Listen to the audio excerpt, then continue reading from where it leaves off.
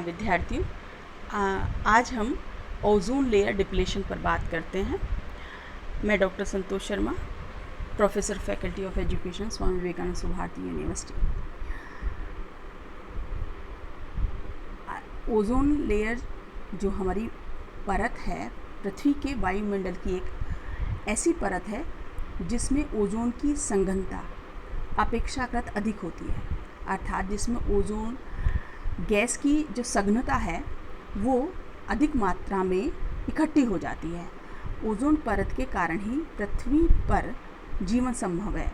यह परत सूर्य के उच्च आवृत्ति के पराबैंगनी प्रकाश की 93 से लेकर 99% मात्रा अवशोषित कर लेती है, जो पृथ्वी पर जीवन के लिए हानिकारक है। पृथ्वी के वायुमंडल का 91% से अधिक ओजोन यहाँ मौजूद है। यह मुख्यतः स्ट्रेटोस्फीयर के निचले भाग में पृथ्वी की सतह के ऊपर लगभग 10 किमी से 50 किमी की दूरी पर स्थित है। यद्यपि इसकी मोटाई मौसम और भौगोलिक दृष्टि से बदलती रहती है।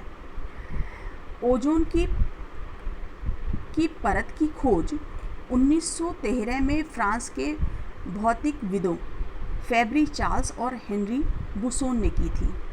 इनसे पहले भी वैज्ञानिकों ने जब सूर्य से आने वाले प्रकाश का स्पेक्ट्रम देखा तो उन्होंने पाया कि उसमें कुछ काले रंग के क्षेत्र थे तथा 310 nm से कम वेवलेंथ का कोई भी रेडिएशन सूर्य से पृथ्वी तक नहीं आ रहा था। वैज्ञानिकों ने इससे निष्कर्ष निकाला कि ना कोई तत्व आवश्यक पराबैंगनी किरणों को सोख रहा है, जिससे कि स्पेक्ट्रम में काला क्षेत्र बन रहा है, तथा पराबैंगनी हिस्से में कोई भी विकिरण दिखाई नहीं दे रहे हैं।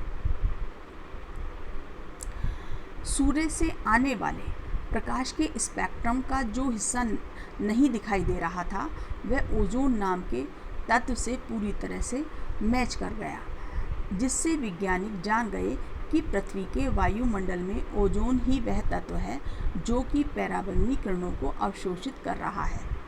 इसके गुणों का विस्तार से अध्ययन करने पर ब्रिटेन के मौसम विज्ञानी GMB डॉब्सन ने किया था। उन्होंने एक सरल स्पेक्ट्रोफोटोमीटर विकसित किया था जो कि स्ट्रेटोस्फेरिक ओजोन को भूतल से माप सकता था। सन 1928 से 1958 के बीच डॉब्सन ने दुनिया भर में ओजोन के निगरानी केंद्रों का एक नेटवर्क स्थापित किया था जो आज तक काम करता है। 2008 में ओजोन की मात्रा मापने की सुविधाजनक इकाई का नाम डॉब्सन के सम्मान में डॉब्सन इकाई रखा गया है। हमारे वायुमंडल में ओजोन परत का बहुत महत्व है, क्योंकि यह सूर्य से आने वाली अल्ट्रावायलेट रेडिएशन यानी पराबैंगनी विकिरण को सोख लेती है। लेकिन इन किरणों का पृथ्वी तक पहुंचने का मतलब है अनेक तरह की खतरनाक और जानलेवा बीमारियों का जन्म लेना। इसके अलावा यह पेड़ पौधों और जीवों को भी भारी नुकसान पहुंचाती है। पराबैंगनी विकिरण या हम कह सकते हैं विकिरण मनुष्य, जीव जंतुओं और वनस्पतियों के लिए अत्यंत हानिकारक है।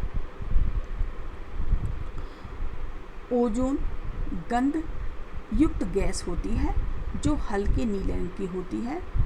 ओजोन परत में ओजोन गैस की मात्रा अधिक पाई जाती है।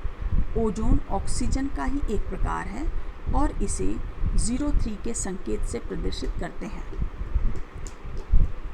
ऑक्सीजन के जब 3 परमाणु आपस में जुड़ते हैं तो ओजोन परत बनाते हैं।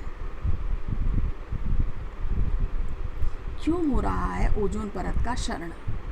ओजोन परत में होने वाले क्षरण का अर्थात डिप्लेशन का कारण मुख्य रूप से मनुष्य है, जिसके क्रियाकलापों से जीव जगत की रक्षा करने वाली इस परत को नुकसान पहुंच रहा है। मानवीय क्रियाकलापों ने वायुमंडल में कुछ ऐसी गैसों की मात्रा को बढ़ा दिया है जो पृथ्वी पर जीवन की रक्षा करने वाली ओजोन परत को नष्ट कर रही है। ओजोन परत में हो रहे क्षरण के लिए क्लोरोफ्लोरोकार्बन गैस प्रमुख रूप से उत्तरदायी है। इसके अलावा होलोजन, मिथाइल क्लोरोफॉर्म, कार्बन टेट्राक्लोराइड आदि रासायनिक पदार्थ भी ओजोन को नष्ट करने में योगदान दे रहे हैं।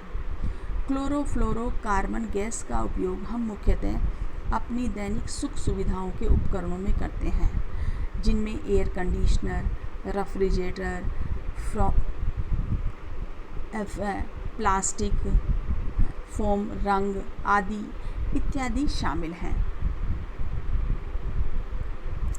अतः आज हमने ओजोन लेयर में जो क्षरण हो रहा है और ओजोन लेयर हमारे लिए कितनी उपयोगी है, कितनी फ़ायदेमंद है, इसका अध्ययन किया।